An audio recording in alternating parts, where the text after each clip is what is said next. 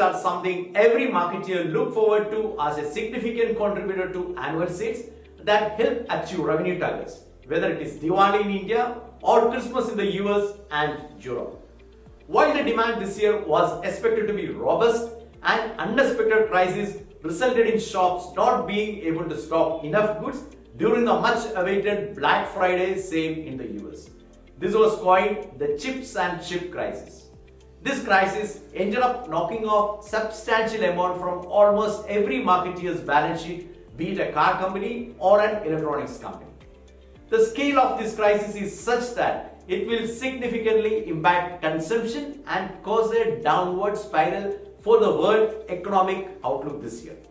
Especially for a country like India, where the major manufacturing industry is automobile, this impact will lead to a drop in production, decreased sales, drop in tax collection, and eventually job losses.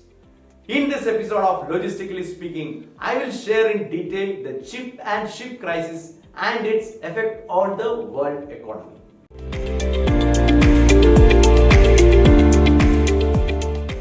First, what is this crisis and how did it start?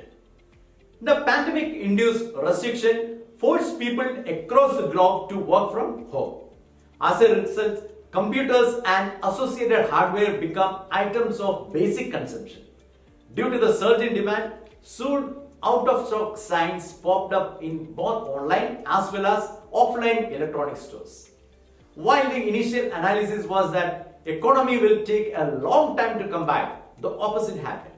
Especially since this period saw developed nations like US and Europe transferring cash to their citizens. Overall, this led to a significant spike in demand for consumable and therefore a spike in demand for microchips, as these form an integral part of circuits for everything from cars, automobile, laptop, TVs to webcams and gaming console. But manufacturers were unable to cope up with the increase in demand due to the existing shipping, trade and logistic hurdle. Number one on this list is the manufacturing of microchips is heavily concentrated in a few countries, with 60% of chip manufacturing concentrated in Taiwan. No alternate could be set up in a short time. Number two, factories were forced to run at reduced capacity due to social distancing rules. The global shipping crisis resulted in heavy delays of even up to a month for the supply of chips to reach manufacturing facilities.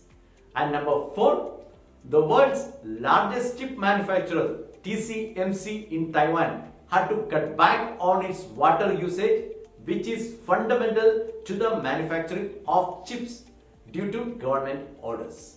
And number five, production in countries such as Vietnam, Philippines and Malaysia was halted due to the pandemic. The impact of delayed chip supply is visible worldwide. Prices of numerous products have increased due to lack of availability.